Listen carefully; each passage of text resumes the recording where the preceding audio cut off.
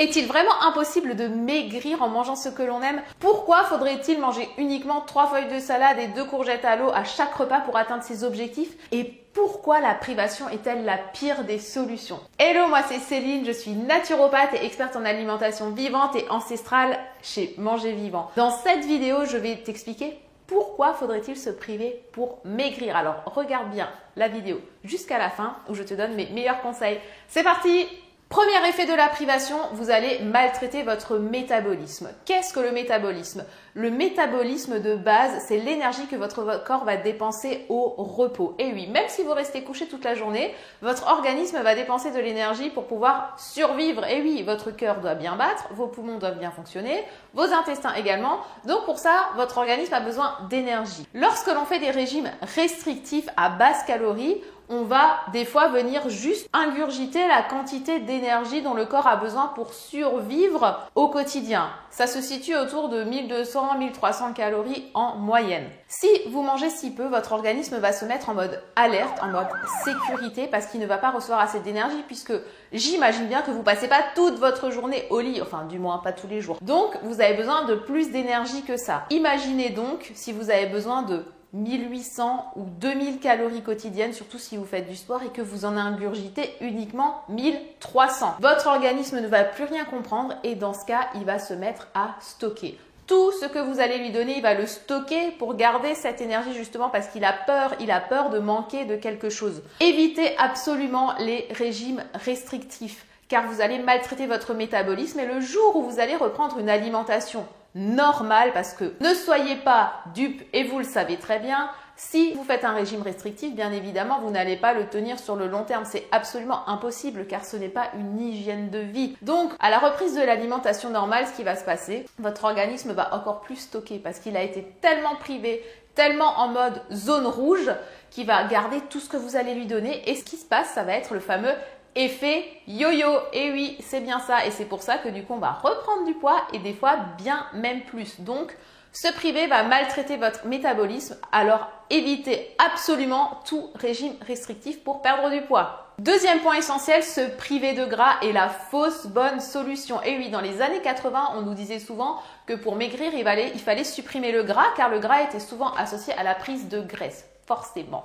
Eh bien, figurez-vous qu'aujourd'hui, tout cela est fini, ce n'est qu'un mythe. Le gras est notre allié. Mais attention les amis, pas n'importe quel gras. Il y a le bon gras et le mauvais gras. Notre allié, vous imaginez bien que ça va être le bon gras. Le mauvais gras, ça va être tout ce qui est produit industriel, produit transformé, plat cuisiné, vraiment tout ce qui va être produit par l'industrie alimentaire. Le bon gras, ça va être tout ce qui est les huiles végétales, les petits poissons gras comme le sardine, les maquereaux. Et en termes d'huile végétale, il y aura l'huile de lin, l'huile de cameline, l'huile de colza. Toutes ces huiles sont riches en oméga 3 et figurez-vous que les oméga 3 sont indispensables au bon fonctionnement de votre organisme. Toutes nos cellules sont faites de gras, donc imaginez si vous ne leur en donnez pas. Vous allez déjà avoir un vieillissement prématuré de la peau avec vos petites rides qui vont avec. En plus de ça, les oméga 3 vont favoriser la lipolyse. Mais qu'est-ce que la lipolyse? La lipolyse, c'est le déstockage du gras. Donc, si vous voulez perdre du gras, consommez davantage d'oméga 3 pour pouvoir mettre en route ce mécanisme-là. Mais attention, tout est une question de dose. Je ne vous demande pas de boire la bouteille d'huile de lin, bien évidemment. Il y a des doses à respecter, c'est environ 2 cuillères à café par jour. Et de consommer également, comme dit, les petits poissons que je vous ai conseillés 2 à 3 fois par semaine. Donc, avec ça, vous êtes en route pour une bonne consommation d'oméga 3 et si vous ne voulez pas consommer de poisson, je vous conseille alors de vous complémenter tout en sachant que souvent ce sont des huiles de poisson que l'on va retrouver dans les compléments. Donc soyez bien attentifs à la composition.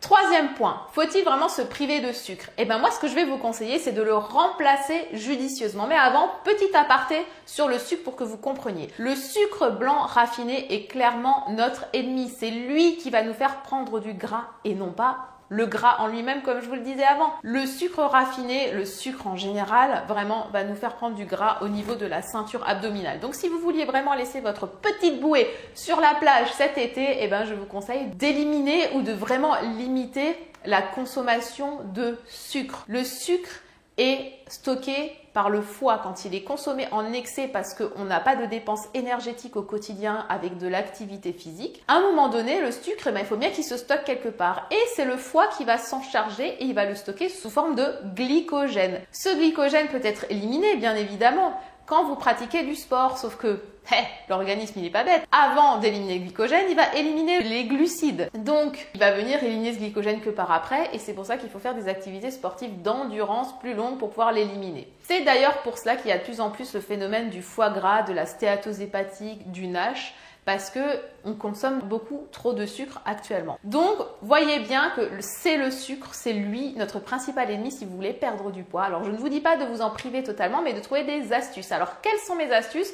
Ça va être de consommer davantage de fruits. Et oui, le sucre des fruits est notre ami. Donc, manger des fruits avec leurs fibres et non pas en jus. C'est vraiment du pur sucre car il n'y a pas les fibres et la digestion n'est pas la même. Ensuite, vous pouvez consommer des fruits secs, des figues, des dattes. Quand vous avez vraiment une petite fringale de sucre, ce sera toujours mieux que de s'enfiler un paquet de Pépito ou de BN. Excusez-moi pour la pub, c'était pas prévu.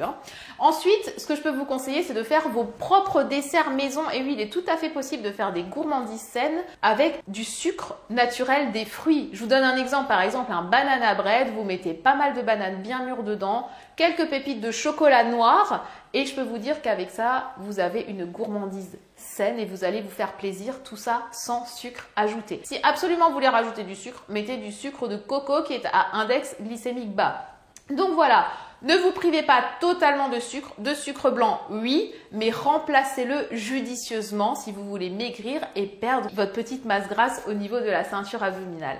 Maintenant, vous allez me dire, mais Céline, quelle est la solution? Eh bien, la solution, en fait, elle n'est pas bien compliquée. Il suffit de trouver son propre équilibre. Bah oui, mais comment? En fait, en écoutant son corps, en écoutant sa faim et surtout en ne se privant d'aucun aliment. Bien évidemment, il y a des aliments pour la santé qui sont à éviter, comme je vous disais, le sucre, les produits laitiers de vache, enfin voilà. Je suis pas là pour vous faire la liste de tous les ingrédients dans cette vidéo, vous le verrez certainement dans une autre vidéo. Trouvez votre équilibre. Ne rien vous interdire, mais ajoutez le bon de votre assiette au départ. C'est comme ça que vous allez y arriver et c'est comme ça que vous allez pouvoir tenir sur le long terme.